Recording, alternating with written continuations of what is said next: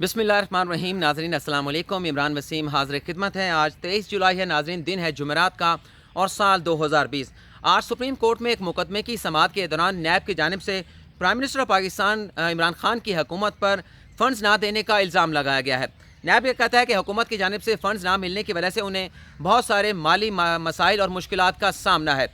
नैब की जानिब से ये भी इल्ज़ाम लगाया गया है कि नैब के चेयरमैन को, नैब के वकला को और नैब के तफ्तीशी अफसरान को जानलेवा धमकियाँ मिलती हैं, लेकिन रियासती इदारों की जानिब से नैब को किसी किस्म का रिलीफ फराहम नहीं किया जाता।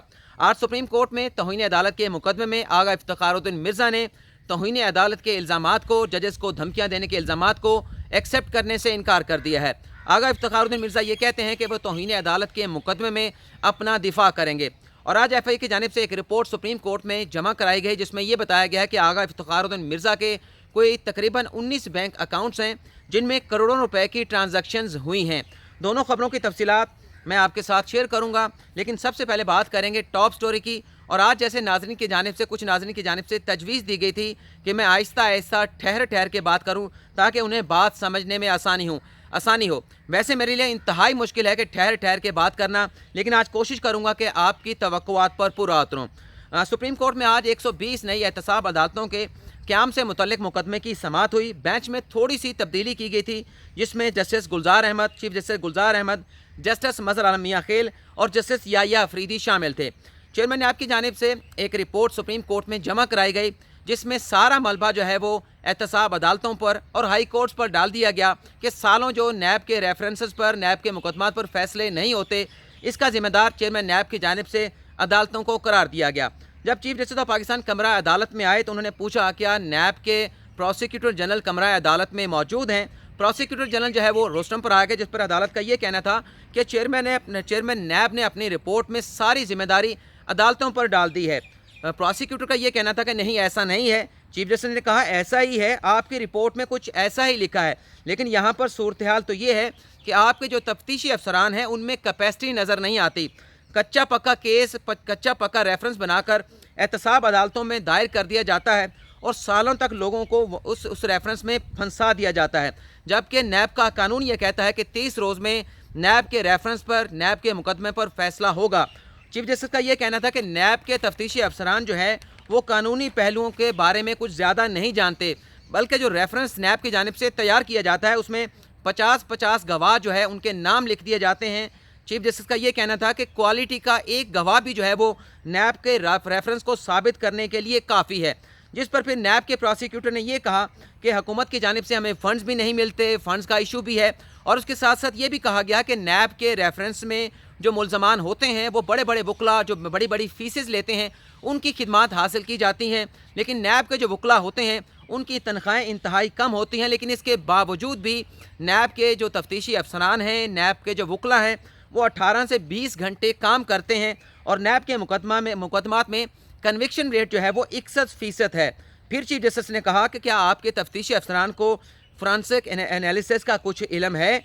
क्या आपने 1999 में जब से नैब का इदारा बना है, नैब के तफ्तीशी अफसरान की कहीं से ट्रेनिंग कराई है?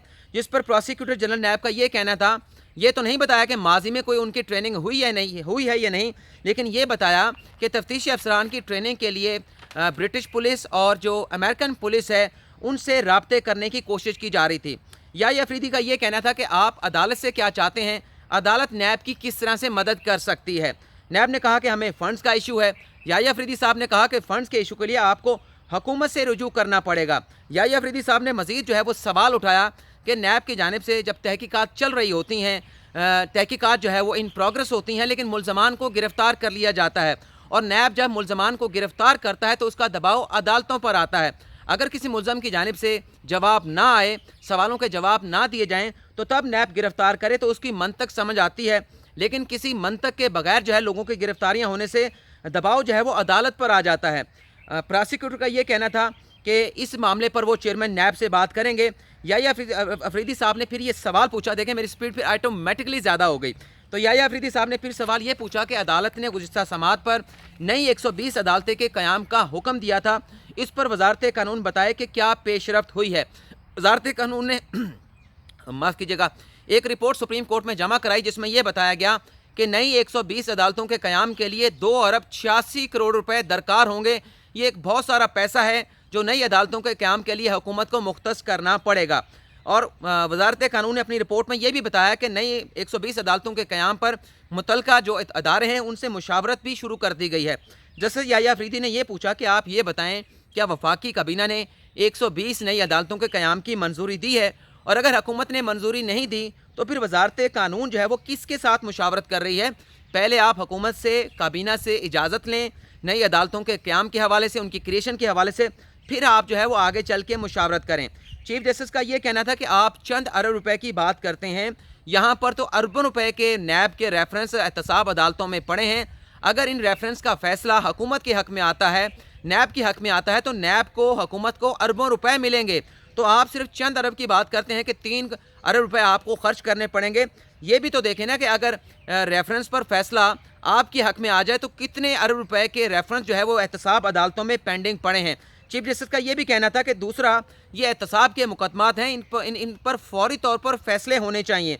दूसरा उनका ये कहना था कि इंसाफ की फौरी फरहमी का इशू भी है, और जितने भी नैब रेफरेंस हैं उन्हें फौरी तौर पर मंतकी अंजाम तक पहुँचाना चाहिए। और वज़ारत कानून की जानिब से ये भी कहा गया कि आपके पास ज़्यादा वक्त नहीं है, फौरी तौर पर 120 नई अदालतों के क़याम अमल में लाया जाए। प्रोसिक्यूटर जनरल का ये कहना था कि चेयरमैन नैब को, नैब के अमले को, प्रोसिक्यूटर्स को जो है वो जानलेवा धमकियाँ दी जाती हैं। पिछले दिनों नैब के एक वकील को रावलपिंडी में धमकी दी गई, लेकिन जब मुकदमे के इंदराज के लिए पुलिस से रब्ता किया गया तो हमारे मुकदमे का इंदराज नहीं हुआ, और मुकदमे के इंदराज के लिए हमें कुछ और लोगों से रब्ता करना पड़ा। चीफ जस्टिस ने कहा, ये आप कैसी बातें कर रहे हैं? नैब के पास रियासत की ताकत है, और एक शहरी, एक मुलजम किस तरह से नैब को जो है वो धमकियाँ दे सकता है? ऐसी बातें कमरा अदालत में ना करें। आज के ऑर्डर में अदालत ने जो कहा है वो ये कहा है कि नैब के जो तफ्तीशी अफसरान हैं उनके पास तहकीकात करने की सलाहियत नहीं है। एक मरतबा रेफरेंस दायर कर दिया जाता है और नैब रेफरेंस में जो नकाइस होते हैं, बाद अज़ां फिर उन नकाइस को दूर करने की कोशिश की जाती है, जिसकी वजह से अदालतों को फैसला करने में मुश्किलात होती है। नैब को अपनी तफ्तीशी टीम तब्दील करनी चाहिए, और उसके साथ साथ ये भी कहा गया है अदालत की जानिब से कि नैब को अपने तफ्तीशी अफसरान की सलाहियत बढ़ाने के हवाले से भी इकदाम करने होंगे। नई 120 अदालतों के क़याम के हवाले से वफाकी काबीना से मंजूरी लेने के बाद फौरी तौर पर, मतलब 1 माह के अंदर मंजूरी लेने के बाद एहतसाब अदालतों में 120 नई एहतसाब अदालतों में जजेस की तैनातियों का अमल शुरू किया जाए और मुकम्मल इंफ्रास्ट्रक्चर जो है वो फराहम किया जाए। और आज इस बात का भी इंकशाफ हुआ सुप्रीम कोर्ट ऑफ पाकिस्तान में कि नैब का कानून जो 1999 में बनाया गया था, 21 साल गुजरने के बावजूद नैब के रूल्स आज तक नहीं बने। अमानुल्लाह किनरानी आज कमरा अदालत में मौजूद थे, साबिक सुप्रीम कोर्ट बार एसोसिएशन के प्रेसिडेंट हैं। उन्होंने ये बताया कि 21 साल हो चुके हैं, नैब ने आज तक अपने रूल्स नहीं बनाए। नैब अपनी तमाम कार्रवाई को SOPs के तहत चलाता है, जिस पर चीफ जस्टिस ने कहा कि हम इस पर ज़्यादा कॉमेंट नहीं करते, लेकिन एक्सपेक्ट करते हैं कि आइंदा समात पर नैब की जानिब से जो रूल्स हैं नैब के बनाना, आर्टिकल 34 के तहत नैब की जिम्मेदारी है, ये रूल्स बनाने के बाद आइंदा समात पर अदालत में पेश किए जाएंगे। ये एक बड़ी अहम पेशरफ्त हुई है आज के मुकदमे की समात के दौरान। अब हम आगा इफ्तिखारुद्दीन मिर्ज़ा के तौहीन अदालत के मुकदमे पर बात कर लेते हैं। आज आगा इफ्तिखारुद्दीन मिर्ज़ा को कमरा अदालत में पेश किया गया, तो उसमें उनसे ये पूछा कि आप पर हमने चार्जशीट पढ़ी थी, आप चार्जशीट पर जो आप पर इल्ज़ामात लगाए गए हैं माफ़ कीजिएगा, एक इल्ज़ाम ये लगाया गया कि आपने जजेस को धमकियाँ दी अदलिया, दूसरा इल्ज़ाम यह है कि आपने अदलिया की तौहीन की, तज़लील की। क्या आप ये इल्ज़ामात एक्सेप्ट करते हैं? आगा इफ्तिखारुद्दीन मिर्ज़ा ने यह कहा कि वो इन इल्ज़ामात को एक्सेप्ट नहीं करते, बल्कि अपना दिफा करेंगे। और उनकी जानिब से ये भी अदालत से इस्तदा की गई कि इस मुकदमे की कार्रवाई को जब तक FIA के मुकदमे का किसी मंतकी अंजाम तक नहीं पहुँच जाता, जो उनके खिलाफ साइबर क्राइम का मुकदमा है, तब तक तौहीन अदालत का मुकदमा ज़ेर इल्तवा कर दिया जाए। अदालत ने उनकी इस्तदा मुस्तरद कर दी। चीफ जस्टिस पाकिस्तान का ये कहना था कि जो FIA ने रिपोर्ट पेश की है उसके मुताबिक बड़े पैसे आगा इफ्तिखारुद्दीन मिर्ज़ा के अकाउंट में आ रहे हैं, करोड़ों रुपए इनके अकाउंट में आ जा रहे हैं। ये पैसा कहाँ से आ रहा है? आगा इफ्तिखारुद्दीन मिर्ज़ा के वकील ने यह कहा कि ये जो तौहीन अदालत का मुकदमा है ये मुंसलिक है FIA के साइबर क्राइम के मुकदमे के साथ। अगर आप इसमें कोई फ़ैसला करेंगे तो हमारे राइट्स जो हैं वो अफेक्ट होंगे। जस्टिस इजाज़ुल एहसन का और चीफ जस्टिस का ये कहना था कि ये तौहीन अदालत का मुकदमा है, FIA में आप पर साइबर क्राइम के मुकदमे की समाअत चल रही है, और आपकी तकरीर में अगर 4 कवानीन की खिलाफ वर्जी की गई है तो चारों कवानीन का आपके खिलाफ जो है वो एक्टिव होंगे, और हर कानून की अलग-अलग आप पर सज़ा होगी। तो इस मुकदमे का उससे कोई ताल्लुक़ नहीं है। आगे चल के ये इस्तदा मुस्तरद कर दी। تو عدالت نے اٹارنی جنرل سے یہ کہا کہ جو توہین عدالت کا مقدمہ جس میں فرد جرم آغا افتخار الدین مرزا پر عائد کر دی گئی ہے، ان الزامات کو ثابت کرنے کے لیے آپ استغاثہ کا کردار ادا کریں گے اور جو شواہد ہیں آپ آئندہ سماعت پر پیش کریں گے۔ آغا صاحب کے وکیل کی جانب سے یہ کہا گیا کہ جو شواہد ان کے خلاف پیش کیے جانے ہیں ان کی کاپی ہمیں بھی فراہم کی جائے، جس پر عدالت نے یہ کہا کہ جو گواہ آئیں گے ان پر آپ کو جرا کرنے کا مکمل حق ہوگا۔ لیکن جو ایف آئی اے نے رپورٹ پیش کی ہے اس کی تفصیلات بھی میں کچھ آپ کے ساتھ شیئر کر دیتا ہوں۔ ایف آئی اے کے یہ کہتا ہے کہ 698 ویڈیو آغا افتخار الدین مرزا نے اپنے یوٹیوب چینل پر اپلوڈ کی، جن میں سے 175 ویڈیو کا ہم نے فرانسک انالیسس کر لیا ہے۔ باقی ویڈیو کا فرانسک انالیسس کا مرحلہ جو ہے کام جو ہے وہ جاری ہے، اور یہ بتایا گیا کہ کوئی کل 19 بینک اکاؤنٹس ہیں آغا افتخار الدین مرزا کے، اور ایک ہاؤسنگ سوسائٹی بھی ہے آغا صاحب کے بیٹے کی، محمد مہندی کی، اور اس میں کچھ پلاٹس جو ہیں وہ آغا افتخار الدین مرزا صاحب کے بھی ہیں۔ انہوں نے بتایا کہ اقرا پبلک اسکول کے نام سے جو بینک اکاؤنٹ ہے وہ 2010 سے لے کے 2018 تک اس میں تقریباً کوئی 6 کروڑ روپے کی ٹرانزیکشنز ہوئی ہیں۔ اقرا ویلفیئر آرگنائزیشن کے نام سے جو دوسرا اکاؤنٹ ہے اس میں ایف آئی اے نے یہ بتایا کہ 2001 سے لے کے 2016 تک تقریباً کوئی 15,71,560 روپے کی ٹرانزیکشن ہوئی۔ الحسینی کے نام سے جو ٹرسٹ بنایا گیا ہے آغا صاحب کی جانب سے، اس پر ایف آئی اے نے یہ بتایا کہ 2012 سے لے کے 2019 تک اس میں تقریباً کوئی 43,50,839 روپے کی ٹرانزیکشنز ہوئی ہیں۔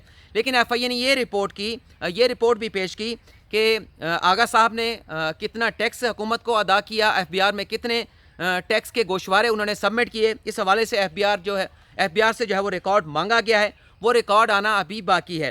لیکن ایف آئی اے نے یہ بھی بتایا کہ ان کی اس معاملے پر اس مقدمے میں تحقیقات جاری ہیں اور فائنل رپورٹ جلد سپریم کورٹ میں پیش کر دی جائے گی۔